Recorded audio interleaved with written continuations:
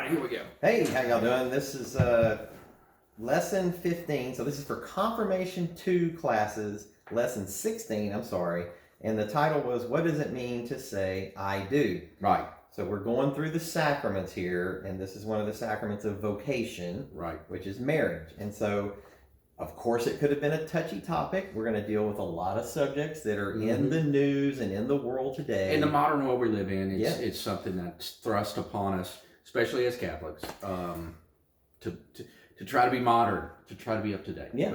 So the objectives of the lesson basically was that marriage is a sacrament, and you know, we go through what is a sacrament. It's an outward sign of an inward grace instituted by Christ.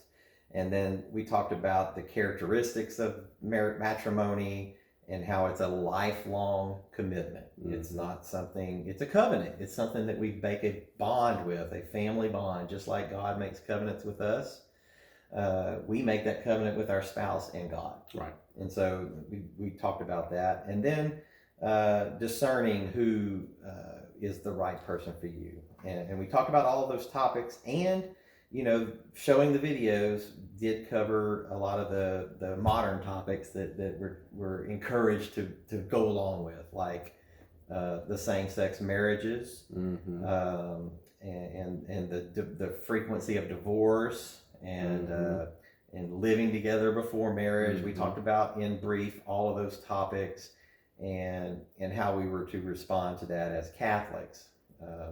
We briefly talked about the annulment process, that how it differs from a divorce. And so basically wanted to stress the value of marriage and what it means to a family, what it means to a couple. We talked about each person that was there, the facilitators, talked a little bit about their marriage and the importance it has had in raising their family and in their lives. And so it's an important thing, and I think it boils down to, you know, when we start talking about, especially when we look at the modernization of it nowadays, from a Catholic sacramental standpoint, it can only be a marriage between a man and a woman, period. There's no way out of that. Jesus himself stated it when he said, a man shall take a wife, a woman, and a woman shall take, I mean, and it goes through scripture. I guess the touchiness is, we have to be able to explain that in a loving way, and you know, marriage itself is a bond between a woman and a man and God, and the primary reason is to be fruitful and multiply, to procreate, and there's only one way. You know, and I know that we're advanced technologically, but there's really only one way that's always been to be able to procreate. And I mean, we talked a little even about the natural law, and that you know, you can take it to a second grade level. That you know, that's right. That's the way that's the way God made us, and that's exactly right. And the fact of the matter is that. You know, there are circumstances and arguments that, well, what if a woman or a man are sterile in some form or fashion? I mean, they're still open to that ability. It's all of the equipment that it's there to do it, even though it may be faulty, it is still there, and God still can work miracles in that respect.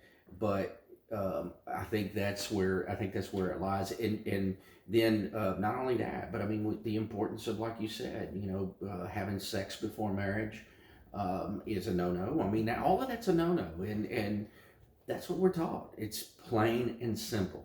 But sometimes in this modern world, it's not plain and simple, and it's hard to get that across. But as parents, as adults, you know, that is a function that we must teach our kids.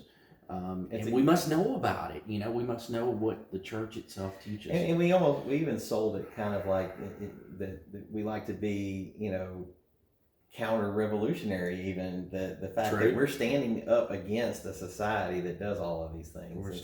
So we're the ones that are rebelling against. That's right. Jesus said the world will always be against him. And in this case, it really is against him, because the world wants to move in that direction, and it is counter to Christian culture. It really is. But Jesus said that will happen, and we gotta You got to trust that he's right. Yeah. So again, bottom line, sacrament of marriage, lifetime commitment. Love is more than just Love is more than just love. Yeah, we talked about the 4 levels of love. We Yeah. had eros, and Eros, yeah, which is the puppy love and erotic love. We had philios, which is friendship love, and we agape love, which is love of God, free love. 3. There's 4, and I can't remember the 4th. I thought there was just 3, but it's interesting because when Jesus, and I know you've all heard this,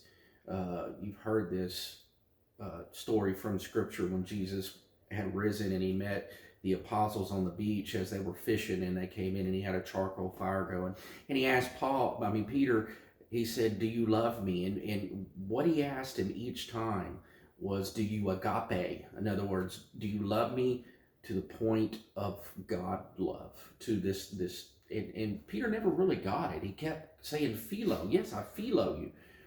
And finally Jesus said, "Do you philo me?" And I think it has to be something that we strive to truly understand. Yeah. And using those Greek and languages is. And I explained to him that's the benefit of those other languages. It is. We have one word for love, and they have 4. They have. That's exactly right, and it's easier to explain Scripture with that other language. Unfortunately, not everybody speaks that language. So anyway. All right. Well, thank y'all for listening. Be back again next week for the next topic. Thanks, guys.